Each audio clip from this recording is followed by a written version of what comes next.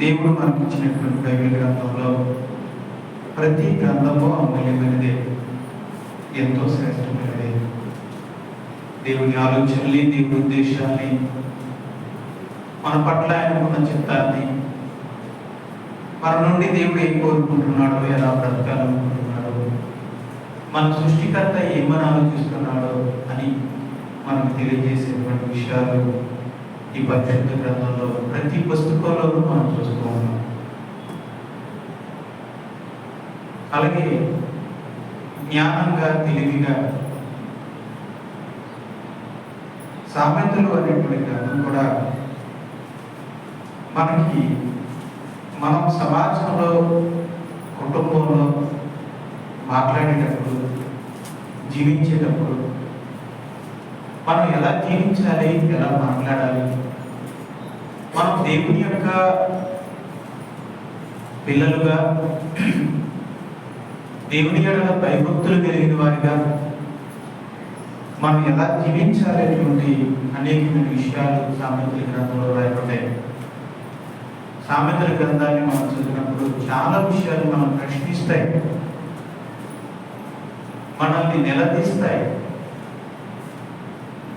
మనల్ని సవరిస్తూ ఉంటాయి, హెచ్చరిస్తూ ఉంటాయి, గర్జిస్తూ ఉంటాయి. మన ప్రవర్తనకు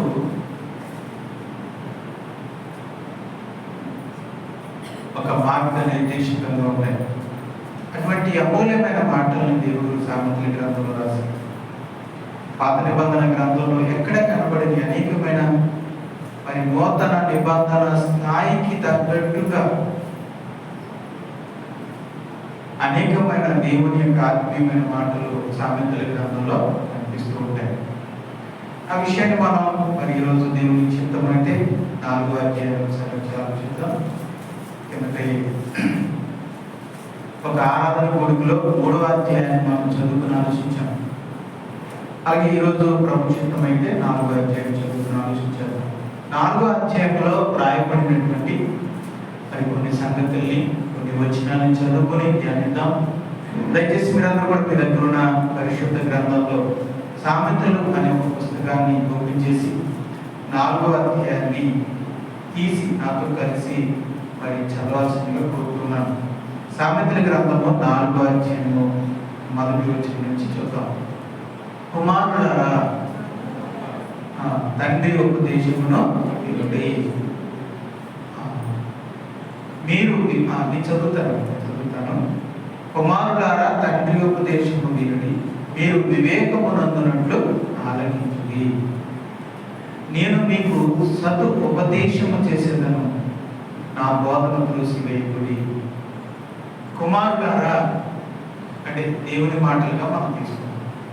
దేవుడు మనకి తండ్రి కనుక, ఆయనకు మనం పిల్లలు కనుక, దేవుడు తన పిల్లలైన మనల్ని కూడా నా కుమారులారా, అందులో మీరు కూడా ఉన్నారు, కుమార్తెలు కూడా. ఆత్మలో అందరూ కుమారులు, శరీరంలోనే కుమారులు, ఆత్మలో అందరూ కూడా కుమారులు. కనుక ఆత్మీయులుగా మనల్ని భావిస్తూ దేవుడు అంటున్నమాట, కుమారులారా ఈ తండ్రి చెప్పే ఉపదేశాన్ని వినుడి, మీరు వివేకమునందునట్లు ఆలకించుడి. నేను మీకు మంచి ఉపదేశం చేసేదను, నా బోధన త్రోసివేయుడి. నా తండ్రికి నేను కుమారుడిగా ఉంటిని, నా తల్లి దృష్టికి నేను సుకుమారుడనైన ఏక కుమారుడనై ఉంటిని. ఆయన నాకు బోధించుచు నాతో ఇట్లా నేను, నీ హృదయము పట్టుదలతో నా మాటలను పట్టుకొన నీవు, నా ఆజ్ఞలను గైకొని ఎడల నీవు బ్రతుకుదువు.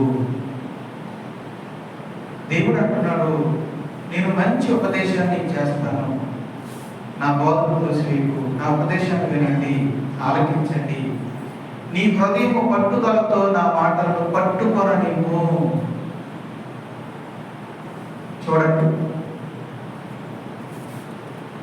మనం ఎలాగైతే నాన్నగారు ఒక 5 రూపాయలు నాణ్యం మనకిస్తే, నాన్నగారు నాకు డబ్బులు ఇవ్వండి అని మనం అన్నప్పుడు, మరి నాన్నగారు చిన్నప్పుడు మనకి 1 రూపాయి 2 రూపాయలు మనకి ఇస్తారు.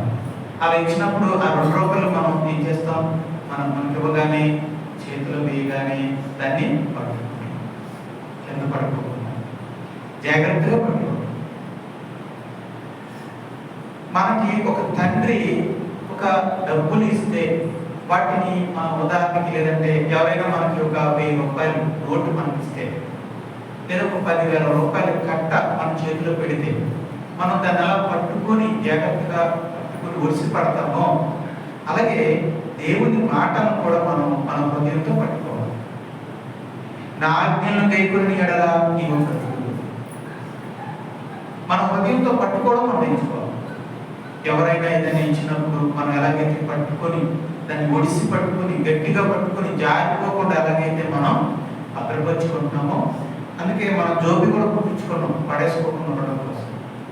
మనకి ఇచ్చినటువంటి ఆ నాణ్యం, ఆ డబ్బు అనేది జాన విడిచిపోకుండా ఉండడం కోసం మనం జోబిని పెట్టుకున్నాం, ఆ జోబిలో భద్రపరుచుకుంటాం. అది ఇంకా విలువైందైతే బీరువాలో దాచుకుంటాం. అలాగే దేవుడు ఇచ్చేటువంటి మాటల్ని మన హృదయంతో పట్టుకోవాలి. పట్టుకున్నటువంటి మాటల్ని మన అనుదిన జీవితంలో వేపుని ఎడల నీవు బ్రతుకుదువు. దేవుని ఆజ్ఞల్ని ఎవరైతే వేయకుంటారో వారు బ్రతుకుతున్నారని. మరి దేవుని ఆజ్ఞల్ని అనుసరించకుండా జీవించేవాడు వాడు చనిపోయారని అర్థం.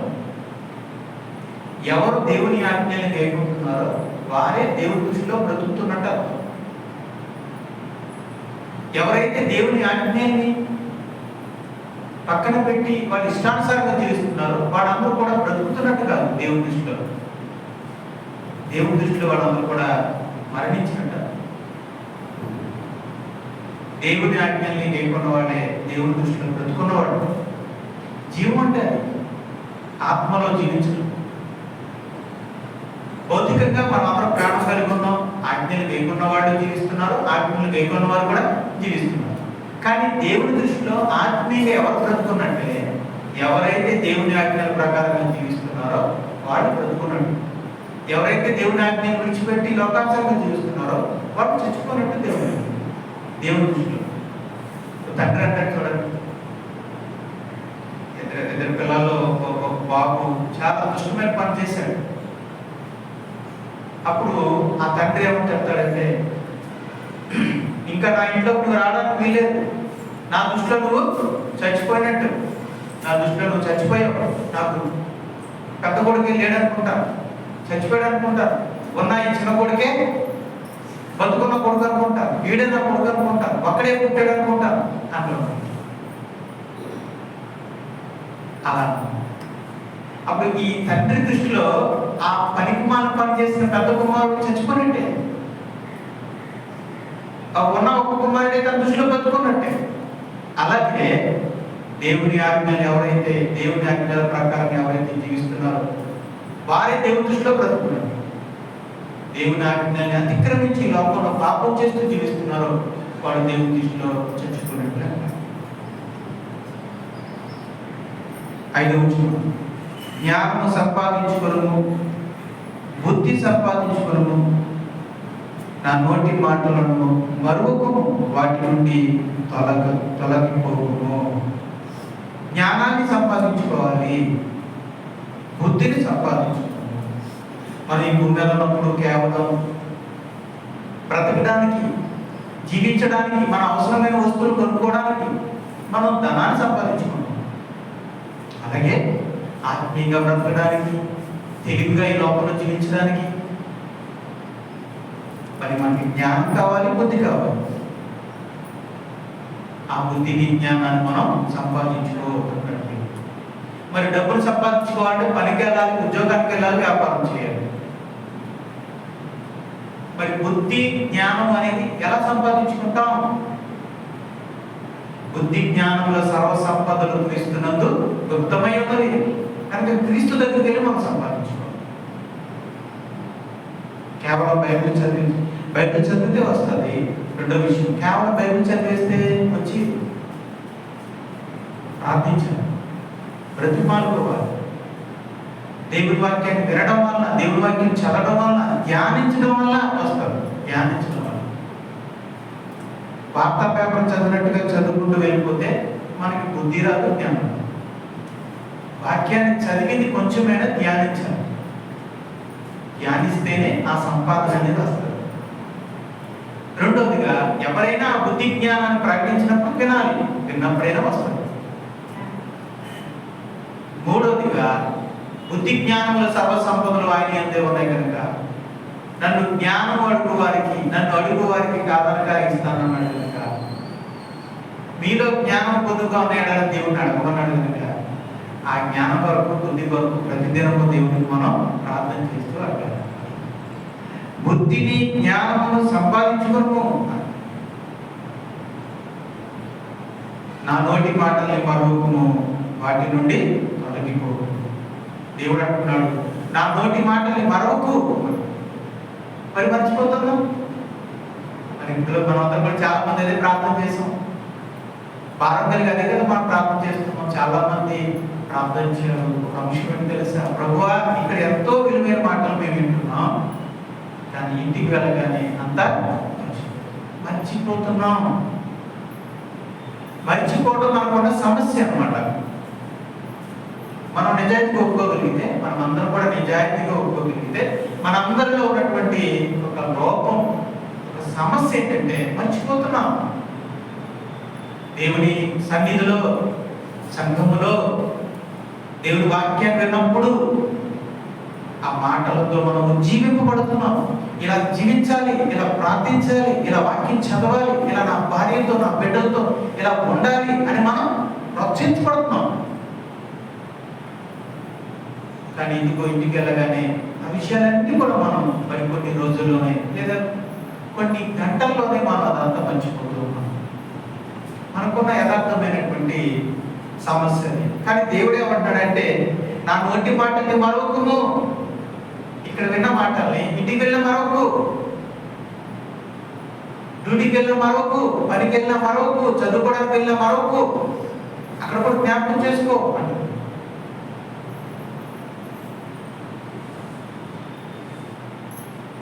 కానీ మనకున్న సమస్య ఏంటంటే మర్చిపోతుంది. దీని కారణం ఏంటి?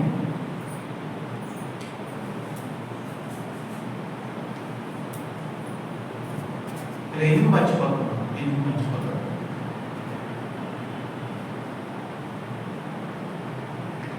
దాని కారణము నాకు పూర్తిగా తెలిసేది కాదు, నాకు తెలిసినంత వరకు నేను చెప్తాను.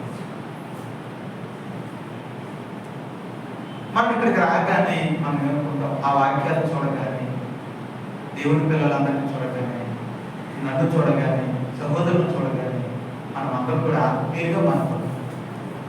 నేను సంఘస్థుడిని, నేను ఆత్మీయుడిని, నేను రక్షించబడిన వాడిని, నేను దేవుని బిడ్డని అనే జ్ఞాపకాలు మనకు వస్తున్నాయి. అందుకనే మనం ఇక్కడికి రాగానే ఆత్మీయులుగా ఉంటున్నాం. అవును కదా, నేను ఆత్మీయుడే కదా. ఈ 4 గోడల మధ్య రాగానే, అందరినీ చూడగానే, అందరి మధ్య ఉండగానే, ఒక పాట పాడగానే, ప్రార్థించగానే మనం మొత్తం మారిపోతున్నాం. నేను ఆత్మీయుడు కదా, నేను దేవుని బిడ్డను కదా, నేను రక్షించబడ్డాను కదా, నేను కూడా వీళ్ళందరితో పాటు నేను కూడా ఒకటి కదా అనేటువంటి ఆలోచన మీకు నాకు వస్తుంది. అందుకే ఇక్కడ మనం ఆత్మీయులు కనుక ఆయన జ్ఞాపకాలు మనలో ఉంటున్నాయి కనుక దాని ప్రకారంగా మనం జీవిస్తూ ఉన్నాం. మరి ఇంటికి వెళ్ళగానే, డ్యూటీకి వెళ్ళగానే, కాలేజీకో స్కూల్కో వెళ్ళగానే ఏం జరుగుతుంది? అక్కడ ఆత్మీయులు లేరు, ఇక్కడ ఇలా ఉన్నట్టుగా అక్కడ లేరు. అందువల్ల నేను ఆత్మీయుడిని అనే విషయాన్ని అక్కడ మనం మర్చిపోయాం. నేను ఆత్మీయుడిని అని జ్ఞాపకం చేయడానికి ఇక్కడ అనేక మంది ఆత్మీయులు ఉన్నారు. ఇక్కడ ఉన్న వాక్యాలు ఉన్నాయి, ప్రార్థన ఉంది, పాటలు ఉన్నాయి. కానీ ఇవన్నీ గృహంలో ఉండవు కదా, పనికి వెళ్ళే చోట ఉండవు కదా, స్కూల్లో ఉండవు కదా, కాలేజీలో ఉండవు కదా, డ్యూటీలో ఉద్యోగం చేసే చోట ఉండవు కదా, అక్కడ అందరూ లోకస్తులే ఉన్నారు కదా. అందువల్ల మనకి అక్కడ నేను ఆత్మీయుడిని అన్న విషయాన్ని జ్ఞాపకం చేసేవాళ్ళు ఎవరో లేరు. అందువల్ల మనం కూడా జ్ఞాపకం రాక మనం కూడా లోకానుసారులుగానే మనం జీవిస్తాం. దేవుని మాటలు మనకి అక్కడ గుర్తుకు రాకపోవడానికి కారణం, ఇక్కడే మనకు గుర్తు రావడానికి గల కారణం ఏంటంటే నేను ఆత్మీయుడిని అన్న విషయాన్ని మనం మర్చిపోతాం. ఇది సమస్య, ప్రతి విశ్వాసం ఉన్నటువంటి సమస్య. మరి దీన్ని ఎలా ఎదుర్కోవాలి, దీన్ని ఎలా జయించాలి అంటే ఒకటిగా ప్రార్థన. రెండోదిగా మనం చేయాల్సింది ఏంటంటే ఇంటిలో ఉన్న నేను ఆత్మీయుని అన్న విషయం మర్చిపోకూడదు. డ్యూటీకి వెళ్ళినా సరే నేను ఆత్మీయుని అన్న విషయం మర్చిపోకూడదు. చదువుకోవడానికి వెళ్ళినా సరే నేను ఒక ఆత్మీయుడిని. ఇంతమంది స్కూల్లో చదువుకుంటున్నారు తరగతిలో, ఇంతమందిలో నేను రక్షణ పొందిన వాడిని. ఇంతమంది డ్యూటీలో ఉన్నారు, వీళ్ళందరి మధ్యలో నేను రక్షణ పొందిన వాడిని. ఈ కుటుంబంలో భార్య భర్తల మధ్యన నేను రక్షణ పొందిన వాడిని అన్న విషయాన్ని మనం మర్చిపోకూడదు. నేను ఆత్మీయుని అనే విషయాన్ని మర్చిపోయినంత కాలం దేవుని మాటలను కూడా మనం మర్చిపోము. తర్వాత కొంచెం కంఠస్థ కూడా పడ్డారు దేవుని మాటలు, కంఠస్థ పడ్డారు. కొన్ని వచనాలు మీరు అందుకే కదా చాలా రెఫరెన్స్లు ఇక్కడ పెట్టాం. ఎందుకని అదేమి ఒక డెకరేషన్ కోసం కాదు. చూడండి అక్కడ నిన్ను విడువను ఎడబాయను నిబ్బరము కలిగి ధైర్యముగా ఉండు. ఆ మాట మీరు చదివితే మీకు ఎంత ధైర్యం వస్తుందో దాన్ని 10 సార్లు చదవండి, మరి కొన్నిసార్లు చదవండి, అలా మీ హృదయంలో ఉండిపోదు. అలాగే విశ్వాసము, నిరీక్షణ, ప్రేమ ఈ 3 నిలిచును, వీటిలో శాశ్వతమైనది ప్రేమ. దేవుడు నమ్మదగిన వాడు, మీరు సహింపగలిగిన వాటి కంటే ఆయన ఎక్కువగా మిమ్మల్ని శోధింపనీయుడు. అంతేకాదు సహింపగలుగుటకు ఆయన శోధనతో కూడా తప్పించుకుని మార్గమును కలగచేయును. ఇలా అనేకమైనటువంటి మాటలు ఇక్కడ రాయబడ్డాయి. చక్కగా ఇలాంటి మాటలు పదే మీరు చదివితే జ్ఞాపకం ఉంటాయి. కొన్ని విషయాలండి ధారణ, జ్ఞాపక శక్తి పెరగాలంటే అనేక సార్లు పునరావృతంగా చేయాలి. ఒక పనిని 4-5 సార్లు చేస్తే అదే గుర్తుంటుంది. అలాగే చదివితే 4-5 సార్లు చదవండి, ఈ వారం చదవండి, వచ్చే వారం చదవండి, అలా అనేక వారాలు చదవండి. అది మీ యొక్క జ్ఞాపకాలు మర్చిపోకూడదు. మరొకటి ఏంటంటే మర్చిపోకూడదంటే ఇంకొకరికి చెప్పాలి. మీకు ఏదైనా ఒక రెఫరెన్స్ గుర్తుందనుకోండి, ఆ మాటని దేవుడు మీకు ఏదైనా ఒక ఆత్మీయ ఒక మాట ఉంది, దేవుడు లేకుండా మనం ఏం సాధించలేమమ్మా అన్న మాట ఉంది, అది మీకు తెలుసు. ఆ మాటను ఎక్కడైనా ఉపయోగించాలి. అమ్మా నువ్వు దేవుడు లేకుండా ఎంత ఏది చేసినా ఏమీ సాధించలేవు, ఏదైనా సాధించాలి దేవుడితోనే సాధించాలి అని మీకున్న విశ్వాసాన్ని ఎదుర్కోలేదని చెప్పండి, ఒప్పుకోండి. అది ఒకరు బలపరచడానికి ఏదో చెప్పండి. అమ్మా ఒకవేళ ఎవరైనా బాధలో ఉన్నారనుకోండి, మీకు ఒక విషయం తెలుసు, దేవుడు నమ్మదగిన వాడు, ఆయన తప్పకుండా మనల్ని శోధనలో నుంచి తప్పిస్తాడు. ఆ మాట మీకు తెలుసు. అది మీకు జ్ఞాపకం ఉండాలంటే ఎప్పుడైనా ఎవరికైనా చెప్పండి, అమ్మా దేవుడు నమ్మదగిన వాడు, ఆయన మనల్ని శోధన నుంచి తప్పిస్తాడు, మనల్ని వదిలేడు, అన్యాయంగా విడిచిపెట్టడం. కాబట్టి మీరేం భయపడకండి, ధైర్యపడకండి అని ఇంకొకరికి చెప్పండి. మనం ఎక్కువగా దేవుడి గురించి చెప్తే, ఎంత ఎక్కువగా చెప్తే మనకి అంతగా జ్ఞాపకం ఉంటాయి. వినడం వల్ల 10%, చూడటం వల్ల 30%, చెప్పడం వల్ల 50% గుర్తుంటాయి. మనం వింటే 10% గుర్తుంటాయి, అందుకే మర్చిపోతాం. చూడటం వల్ల 30% గుర్తుంటుంది. అందుకే మేము టీవీ పెట్టాము, అది చూస్తే ఇంకా కొంచెం ఎక్కువసేపు జ్ఞాపకం ఉంటుంది. మీరు కూడా చెప్పారనుకోండి 50% గుర్తుంటుంది. ఎప్పుడైనా మీరు పని చేయొచ్చు కదా, మీకు అందుకే పని చేయొచ్చు కదా. మీరు నిజంగా ఆత్మీయులు అయితే ఇంటికి వెళ్ళాక ఆదివారం ఆరాధన వాక్యం ఏం చెప్పారని భార్యాభర్తలు డిస్కస్ చేసుకోవచ్చు కదా. భార్యాభర్తలు అందరూ లేదా పిల్లలు ఉన్నారు, పిల్లల్ని చెప్పండి. మీరు ఉదయం పూట ఏదైతే వాక్యాన్ని విన్నారో, లేదంటే ఈరోజు పిల్లలు ఏం చెప్పారో నేను చెప్తాను ఒకసారి అని అది చెప్పండి. భార్యాభర్తలు ఎదురు చర్చించుకోండి, ఈరోజు వాక్యం ఏమి విన్నారు. ఇలాగా మీరు పంచుకోవడం ద్వారా ఏదైతే మీరు విన్నారో మీకు జ్ఞాపకం ఉన్నంత వరకు, మీరు విన్న 1 గంట సేపు ప్రసంగంలో మీకు అందులో గుర్తుండేది 10%. ఆ 10%ని పిల్లలకో, ఇంట్లో ఉన్న వాళ్ళకో, పొరుగింటోళ్ళకో మీరు పంచుకున్నారనుకోండి, ఆ విషయాలు మీకు మంచిగా జ్ఞాపకంలో ఉంటాయి. డోర్ విప్పండి. దేవుని వాక్యం ఎలా చెబుతుంది, నేను విశ్వసించింది కనుక మాట్లాడేది.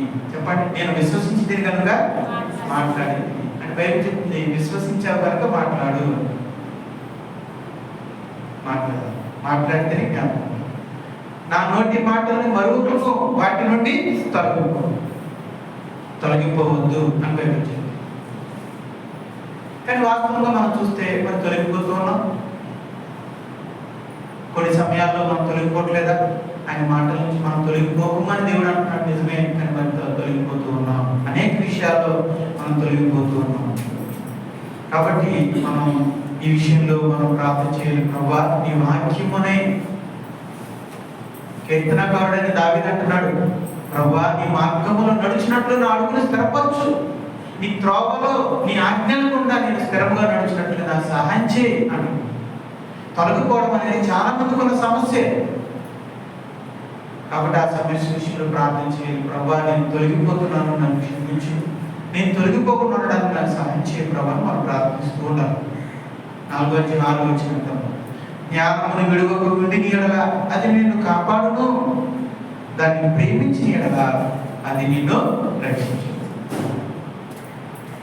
ప్రేమను దేవుని వాడారా, ఇది జ్ఞానం. సంఘంలో మీకు దొరికేది దేవుని జ్ఞానం. దీన్ని మీరు ప్రేమిస్తే అది నిన్ను కాపాడును, అది నిన్ను రక్షించు. జ్ఞానం, ఆత్మీయమైన జ్ఞానం.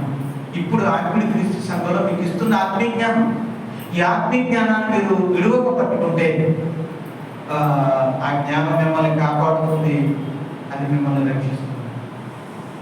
చూడండి, మీరు చాలా మంది ఒకవేళ మీరు ఎవరైనా ఒప్పుకోగలిగితే, సాక్ష్యం ఇవ్వగలిగితే మీలో చాలా మంది చెప్తారు, నేను తప్పిపోయేవాడిని, కానీ సంఘములో వినపడిన మాటల వల్ల, సంఘములో వినపడిన ఆత్మీయ జ్ఞానం వల్ల నేను దారి తప్పకుండా ఈరోజు నేను ఉన్నాను అని మీలో చాలా మంది చెప్తారు. మరి మీరు దారి తప్పకుండా మిమ్మల్ని ఎవరాపారు? ఒక పాపంలోకి వెళ్ళిపోయి దేవుడిని విడిచిపెట్టకుండా మిమ్మల్ని ఎవరాపారు? సంఘములో దేవుడు చెబుతున్న జ్ఞానం, ఈ ఆత్మీయమైన జ్ఞానమే మిమ్మల్ని కాపాడింది. ఆత్మీయమైన జ్ఞానమే మిమ్మల్ని రక్షించింది, మిమ్మల్ని తాకింది, పశ్చాత్తాపడేలా చేసింది, పాపాన్ని విడిచిపెట్టేలా చేసింది, మిమ్మల్ని దారి తప్పకుండా మరలా తీసుకొచ్చింది జ్ఞానమే. కనుక జ్ఞానాన్ని ప్రేమించండి, మీరు ప్రేమించండి. చాలా మంది ప్రార్థన చేశారు, ఆటంకాలుగా ఉంటున్నాయి. సంఘానికి రావడానికి అనేక మందికి ఆటంకాలు ఉన్నాయి. ప్రేమించిన వాడు ఏం చేయాలో తెలుసా? ప్రేమించిన వాడు హత్తుకుంటాడు కదా. భార్యను ప్రేమిస్తే భార్యను హత్తుకుంటాడు, అంటే దగ్గరగా ఉంటాడండి నా ఉద్దేశం. హత్తుకోవడం. తల్లి బిడ్డలను ప్రేమిస్తుంది, అందుకే హత్తుకుంటారు, పిల్లల దగ్గర ఉంటారు. అందుకే పిల్లలు కూడా తల్లికి దగ్గరలో ఉంటారు, తల్లి కూడా పిల్లలను దగ్గర పెట్టుకుంటూ ఉంటారు. ప్రేమించిన వాడు దగ్గరగా ఉంటాడు. జ్ఞానాన్ని ప్రేమిస్తే ఆ జ్ఞానం మనకు దొరికేది ఎక్కడ? సంఘానికి దగ్గరగా ఉంటాడు, సంఘానికి దగ్గరగా ఉంటారు.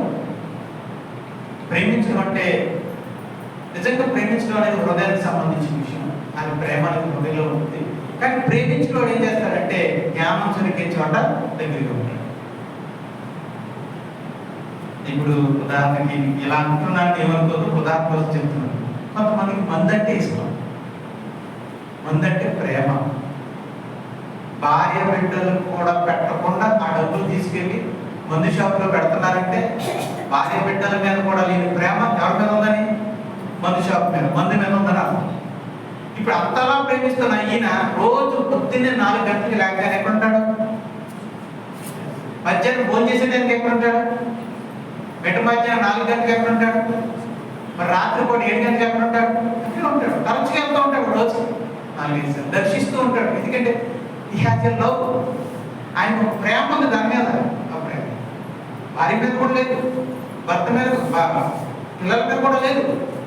ఉండుంటే వాళ్ళు ఏం తింటున్నారు, నేను తెచ్చేసుకున్న కదా నేనే తాగేస్తుంటే నా భార్య బిడ్డలు ఏం తింటున్నారు అనేది ఆలోచించేవాడు. అదేమి ఆలోచించకుండా మరి ఆ షాప్ దగ్గరే ఉన్నాడు అంటే, తాగేస్తున్నాడు అంటే ఆ భార్య బిడ్డల కంటే ఎక్కువగా ప్రేమించాడు. కనుక ఎక్కువగా ప్రేమించాడు కనుక ఇంటిలో భార్య ఉన్న, పిల్లలు ఉన్నా అదేం పట్టించుకోకుండా భాష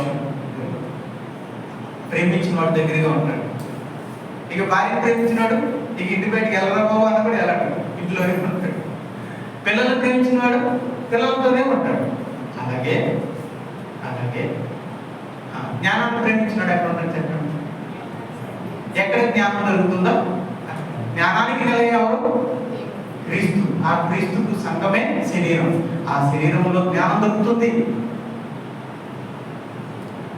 ఆత్మీయమైన జ్ఞానం దొరుకుతుంది.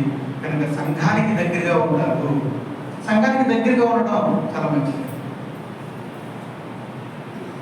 7వ జ్ఞానము సంపాదించుకున్నట్టుకే జ్ఞానమునకు ముఖ్యాంశము. ఈ సంపాదన అంతయు ఇచ్చి బుద్ధి సంపాదించు. ఎప్పుడైనా మన దేవుని జ్ఞానం కోసం మన సంపాదన అంతా ఇచ్చి, అంటే ఇంటెన్షన్ అనమాట, నీ సంపాదన అంతా ఇచ్చి సంపాదించుకో అంటే జ్ఞానం విలువైంది నీ జీవితానికి. ఈ ఆత్మీయమైన జ్ఞానము నీ జీవితానికి చాలా అవసరం. ఎంత అవసరం అంటే నీకు ఉన్నదంతా ఇచ్చి సంపాదించుకోవాల్సిన గొప్పది. ఇచ్చేమని కాదు, అంతకంటే గొప్పదని చెప్పడానికి అవకాశం ఉంటే ఇచ్చేసాయి. యేసుప్రభు అన్నాడు, నీకు జ్ఞానం కావాలా, అది నీ ఆస్తిని అంత పేదలకు ఇచ్చేసుకున్నా నా వెంటరా అన్నాడు. అంటే ఈ జ్ఞానం అనేది ఆస్తి అంతటికంటే గొప్పది. దాన్ని ఒకసారి ఈ జ్ఞానం కోసం వీలైతే ఆ ఆస్తిని కూడా వదిలేసేయాల్సి వస్తుంది అని చెప్పేసి దాని అర్థం. ఎప్పుడైనా ఈ జ్ఞానం కోసం మనం ఏదైనా కొంత డబ్బుని మనం వెచ్చించగలిగామా? చాలా మంది చాలా రూపాయలు, వందల రూపాయలు పెట్టుకుని ప్రయాణాలు చేసుకుని ఇక్కడికి వస్తున్నారు. జ్ఞానాన్ని సంపాదించుకోవడం, 1000 రూపాయలు 500 కూలి పని కాదనుకుని వస్తున్నారు జ్ఞానాన్ని సంపాదించుకోవడం కోసం. వ్యాపారం 1000 రూపాయల వ్యాపారం వదులుకొని ఇక్కడికి వస్తున్నారు జ్ఞానం సంపాదించుకోవడం కోసం. జ్ఞానమును సంపాదించుకున్నప్పుడు నీ ఆస్తినంతా, నీ సంపద అంతా ఇచ్చి బుద్ధి సంపాదించుకోవడము. బుద్ధిని సంపాదించుకోవడం అంటే వెల చెల్లించాలా? ప్రేమైన దేవుడు అన్నారా, ఏదైనా సంపాదించుకోవాలంటే, ఏదైనా పొందాలంటే వెల చెల్లించాలా? బజార్లో ఈ పెద్ద కొనాలంటే వెల చెల్లించాలి. ఈ టీవీ కొనాలంటే వెల చెల్లించాలి. మరి ఈ ఫోన్ నేను సంపాదించుకోవాలంటే వెల చెల్లించాలి. ఈవెన్ ఈ బైబుల్ నేను సంపాదించుకోవాలన్నా కొట్లో ఏం కట్టాలి? నేను వెల చెల్లించాలి. అలాగే జ్ఞానాన్ని సంపాదించాలన్నా వెల చెల్లించాలి, త్యాగం చేయాలి. ఆదివారం ఆరాధన కొరకు త్యాగం చేయాలి. సంఘ సహవాసం కొరకు కొన్ని విషయాలు త్యాగం చేయాలి.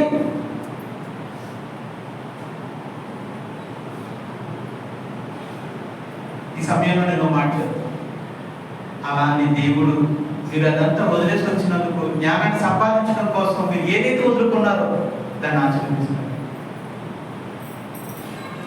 అలా అని నష్టపోయేలా దేవుడు ఏం చేయడు. ఇశ్రాయేలుతో దేవుడు మాట అన్నాడు, 1 సంవత్సరం ఎత్తండి, 2వ సంవత్సరం ఎత్తండి, 3వ సంవత్సరం ఎత్తండి, 4వ సంవత్సరం ఎత్తండి, 5వ సంవత్సరం ఎత్తండి, 6వ సంవత్సరం ఎత్తండి. విత్తనం అదే పంట 6 సంవత్సరాలు విత్తండి. కానీ 7వ సంవత్సరం విత్తనాలు వేయకండి. భూమికి రెస్ట్ ఇవ్వండి. ఎకరం పొలానికి విశ్రాంతి ఇవ్వండి అన్నాడు.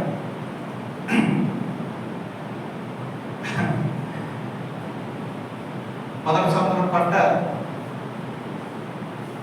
2వ సంవత్సరం వస్తుంది, 3వ సంవత్సరం వస్తుంది, 4వ సంవత్సరం, 5వ సంవత్సరం వేసుకోవచ్చు అన్నాడు, 6వ సంవత్సరం వేసుకోవచ్చు అన్నాడు. పంట వస్తుంది, తింటారు. మరి 7వ సంవత్సరం పంట వేస్తున్నాడు. మరి ఏంటి తినేది? మరి ఎలా తినేది? మరి తిండి ఎలా? అప్పుడు దేవుడు అన్నాడు, మీరు చెయ్యండి, మీకు కావాల్సిన ఆహారాన్ని సమకూరుస్తున్నాను. నన్ను నమ్మి 7వ సంవత్సరం విత్తనాలు వేయడం మానేయండి, దాన్ని విశ్రాంతిగా ఉంచేయండి. మరి ఎలా ప్రభా, మరి మేము ఎలా తినాలి అని అంటే అప్పుడు దేవుడు అన్నాడు, వాళ్ళు అనలేదండి, అనకు ముందే దేవుడు ఏమన్నాడంటే, మీరేం కంగారు పడకండి, 6వ సంవత్సరాన 2 అంతల పంట వస్తుంది. ఎకరానికి 40 బస్తాలు వస్తాయనుకో, ఆ సంవత్సరం 80 బస్తాలు వస్తాయి. 40 తినేయండి, మిగతా 40 వచ్చే సంవత్సరానికి వాడు. కాబట్టి పంట అంటే దేవుడు ఎంత గొప్ప అవకాశం ఇచ్చాడంటే, 7వ సంవత్సరాల పంట వేసి కష్టపడే అవకాశం, అదే కష్టపడాల్సిన అవసరం లేదు.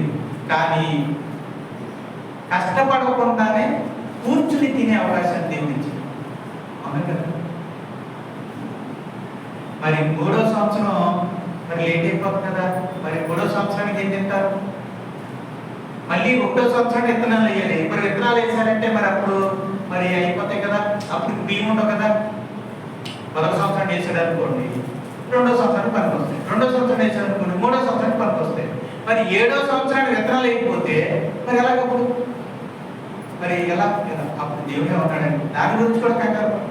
అంటే ఏడో సంవత్సరం తర్వాత 8వ సంవత్సరం అవుతుంది కదా, మరి 8వ సంవత్సరానికి ఎలా మరి 7వ సంవత్సరం ఆఖరిలో దాని అంతటా అదే పండింది. ఆ పంట తింటుంది. చూడండి ఎంత ఆలోచించండి. కనుక 7వ సంవత్సరం పంట అయిపోతే నష్టమే వస్తుందా? నాన్న కూడా దేవుడు ఆ 7వ సంవత్సరానికి కావాల్సిన పంట కూడా దేవుడు ఇప్పుడే ఇచ్చేస్తాడు, లేదంటే తర్వాతనే ఇస్తాడు.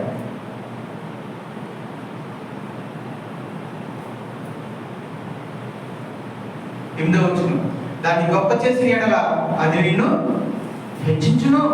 8వ వచనం, దాన్ని కౌగిలించిన ఎడల అది నీకు ఘనతను తెచ్చును. ఈనాడు మీకు ఒక మాట చెప్పాను, కౌగిలించుకోవడం అంటే మనం ప్రేమించాలి. జ్ఞానాన్ని ప్రేమించడం, ఆత్మీయతను ప్రేమించడం.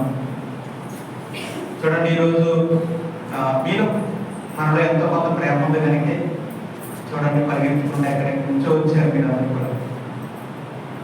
అంటే రాని వాళ్ళకి ప్రేమ లేదని కాదు, వాళ్ళకి కొంతమందికి అనుకూలం లేదు, రావడానికి అవకాశం లేక రాలేని వాళ్ళు చాలా మంది ఉన్నారు. ఇంకా అవకాశం ఉండి కూడా రాని వాళ్ళు ఉన్నారు. వాళ్ళు ఖచ్చితంగా ప్రేమ లేదు, ఖచ్చితంగా ప్రేమ లేదు.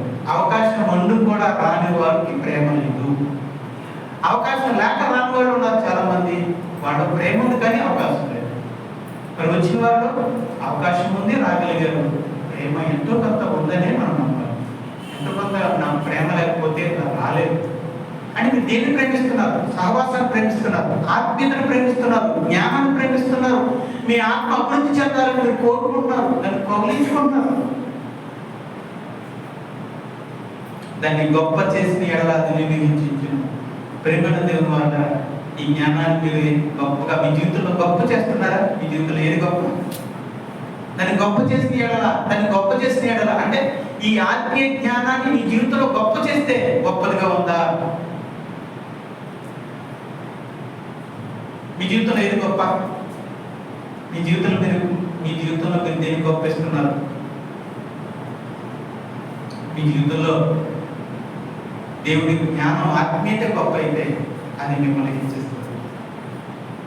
దాన్ని మీరు కౌగిలించుకుంటే అది మీకు ఘనత కలిగిస్తుంది. ఏది గొప్ప? మీరు దేవుడి గురించి గొప్పగా చెప్పుకుంటున్నారు? మీ జాబ్ గురించా, లేకపోతే మీకున్న డబ్బు గురించా, మీకున్న సౌందర్యం గురించా, మీకున్నటువంటి ఫ్యామిలీ బ్యాక్గ్రౌండ్ గురించా? కొంతమంది కులం గొప్పగా మాట్లాడు, ఏది మా కులం ఇదండి, ఇదండి మా కులం ఇదండి. అవును, నిజంగా బయట చెప్పుకుంటారు కదా, మేమంటే అదండి ఇదండి. కులం వాళ్ళ దృష్టిలో గొప్ప, కులం గొప్ప. కొంతమందికి వాళ్ళ కుటుంబం పేరు గొప్ప, మా కుటుంబం ఇదండి గొప్పదండి. కొంతమందికి వాళ్ళ డబ్బు మీద గొప్ప, వాళ్ళ ఆస్తిని బట్టి గొప్ప. కొంతమందికి నేను PhD, నేను చదువుని బట్టి గొప్పగా. కొంతమంది వాళ్ళకు ఉన్నటువంటి ఉద్యోగాన్ని బట్టి గొప్ప. ఏంటంటే అనుకున్నాం MRO అంటే చెప్పుకోవడం తప్పలేదు, కొంతమంది దాన్ని బట్టి ప్రౌడ్గా ఫీల్ అవుతారు. ఒక ఆయన, నేను మా బంధువులు చనిపోయినప్పుడు వెళ్ళినప్పుడు అక్కడ ఒక ఆయన ఉన్నారు, వాళ్ళకి వచ్చారని వచ్చారు. రిటైర్డ్ MRO ఉంటాయి, రిటైర్డ్ MRO చాలా ప్రౌడ్గా చెప్పుకున్నాడు. ప్రేమను దేవుడు అన్నారు, నిజమే. కానీ దేవుని సన్నిధిలో కానీ నిజంగానే రిటైర్డ్ MRO కాదండి, కానీ దేవుని సన్నిధిలో నువ్వు అది గొప్పే కదా. MRO అయితే ఏంటి? బాప్టిజం తీసుకోకుండా MRO పర్లోకం ఉంటుందా? పొలం వాళ్ళకి బాప్టిజం తీసుకోకుండా పర్లోకం ఉంటుందా? ₹1,00,00,000 ఉన్న అబ్బాయి గారు, ₹1,00,00,000 ఉన్న వీరు అబ్బాయి గారికి పాల్మన్స్ పొందకుండా బాప్టిజం తీసుకోకుండా పర్లోకం ఉంటుందా? ఉండదు కదా. ఏది లోపల గొప్ప అవన్నీ కూడా దేవుని దగ్గర పెద్ద లెక్కేం కదా. ఎంత గొప్పవాడైనా నమ్మి బాప్టిజం తీసుకుంటేనే కదా పరలోకం, నిత్య జీవం, పాపక్షేమం. కొంతమంది అండి మా మావయ్య గారిని బట్టి గొప్పగా చెప్పుకుంటారు, కొంతమంది ఏమో మా నాన్నగారు గొప్ప, ఇలాగా గొప్ప చేసుకుంటారు, గొప్పగా చెప్పుకుంటారు. అంటే మీ జీవితంలో అలా గొప్ప చేసుకోవడం ఏమో నాకు తెలియదేనండి. దాన్ని గొప్ప చేసిన ఎడల మీ జీవితంలో ఏది గొప్పదంటే ఆత్మీయ జీవితానికి, ఆత్మీయమైన జ్ఞానానికి గొప్పతనం కలిగితే అది మీకు గొప్ప. మీకు ఏం చేస్తుంది? చాలా సంవత్సరాలు, చాలా వారాల కింద నేను చెప్పాను, అధిక ప్రాధాన్యత ఆత్మీయతలు ఇస్తే మీరు ఆత్మీయతలో ఎదుగుతారు. మీ జీవితంలో ఏది గొప్ప దాన్ని బట్టి మీ జీవితంలో గొప్ప దేవుని జ్ఞానము, దేవుని వాక్యం అయితే అది మిమ్మల్ని తప్పకుండా ఇచ్చేస్తారు. మీరు దాన్ని కౌగిలించుకుంటే అది మనకి ఘనతను చేస్తుంది. 9వ వచనం, అది నీ తలకు అందమైన మాలిక కట్టును, ప్రకాశమానమైన కిరీటమును నీకు దయచేస్తుంది. చూడండి, దేవుని వాక్యాన్ని నేర్చుకుని దాని ప్రకారంగా జీవించేవాడు మీరు చూస్తే చూడండి. ఒకసారి మన సంఘంలో మీరు చూడండి, అలా మనం చూసాం. అంటే వేరే సంఘంలో ఎందుకులే, ఎవరు తెలుసో తెలియదు. మన సంఘంలో మనం చూస్తున్నాం కాబట్టి సహోదరులు కానీ సోదరులు కానీ ఎవరైతే ఆత్మీయంగా ఉంటారో, ఎవరైతే ఆత్మీయంగా ప్రార్థన చేసుకుంటారో, సత్యనంత వరకు ఆత్మీయంగా ఉంటారో వాళ్ళని చూస్తే ఎలా ఉంటుంది చెప్పండి. మీరు చెప్పండి, మీరు ఎలా అనిపిస్తుంది? మీరు చూస్తుంటే ఒక విలువలాగా, ఒక విలువైన వ్యక్తిలాగా, ఒక ప్రాధాన్యత కలిగిన వ్యక్తి కనిపిస్తాడా లేదు? ఆ వెలుగు ఎక్కడది? ఆ కిరీటం ఎక్కడది? అంటే వెలుగంటే మన కళ్ళకు కనపడదు. ఆ వెలుగు కళ్ళకు కనపడే వెలుగు కాదు, కళ్ళకు కనిపించే విలువ కాదు, అది కళ్ళకు కనపడే కిరీటం కాదు. దేవుని బిడ్డలు, దేవుని వాక్యానుసారంగా జీవించేటువంటి బిడ్డలు వాళ్ళకు ఉండేటువంటి ఆ సౌందర్యం, ఆ మహిమ, వాళ్ళ నెత్తి మీద ఉన్న కిరీటం, ఆ విలువ ఎవరిచ్చారో తెలుసా? దేవుని వాక్యం. ఇప్పుడు ఆ వ్యక్తికి మీరు ఇచ్చే విలువ దేని పట్టిస్తున్నారు? ఆయన కులం, ఆయన గొప్ప కులానికి చెందినవాడన్నా కాదు. మీకంటే డబ్బు ఉందన్నా కాదు. అఫ్కోర్స్ ఆయనకంటే మీ దగ్గర డబ్బు ఎక్కువ ఉండొచ్చు, కానీ మీకంటే తక్కువ డబ్బు ఆయన దగ్గర ఉండొచ్చు కాబట్టి కాదు. బాగా చదువుకున్నాడనా కాదు. ఉద్యోగం తమ ఉందనా కాకపోవచ్చు. అంతకంటే మంచి ఉద్యోగం మన దగ్గర ఉండొచ్చు, ఆయన దగ్గర అంత మంచి ఉద్యోగం కూడా ఉండకపోవచ్చు. కానీ మరి ఆయన ఎందుకు ఆయన మనకు ప్రకాశంగా, వెలుగుగా, గొప్పగా మనకి ఎందుకు కనిపిస్తున్నాడు? ఆ వెలుగుని, ఆ ప్రకాశమైన కిరీటాన్ని దేవుని వాక్యం ఇచ్చింది. దేవుని వాక్యం ప్రకారం జీవిస్తున్నాడు కనుక, ఆత్మీయతలో వర్ధిల్లుతున్నాడు కనుక ఆ వ్యక్తి, అది పురుషుడైనా, సహోదరుడైనా, సోదరి అయినా మనకు విలువగా కనిపిస్తుంది.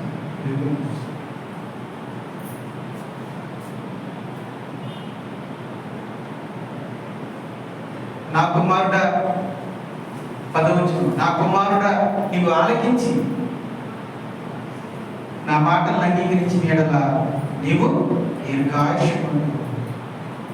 దీర్ఘాయుష్మంతుడు ఎక్కువ కాలం జీవిస్తావు.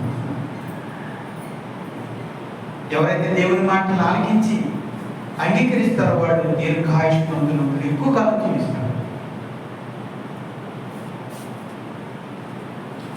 చాలు, ఈ రోజు మనం 4 అధ్యాయాల్లో ఈ 10 వచనాలు మనం చదువుకున్నాం.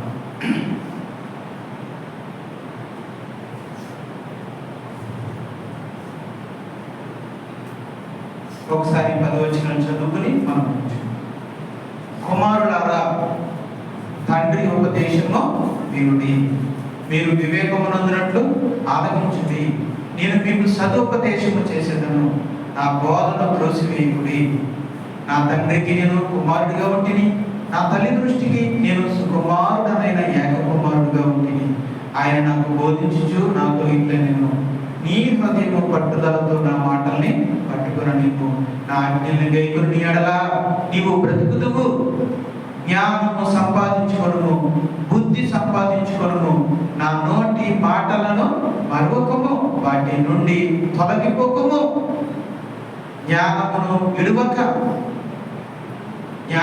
విడువకుయుండి ఎడల అది నిన్ను కాపాడును. దాన్ని ప్రేమించిన ఎడల అది నిన్ను రక్షించును.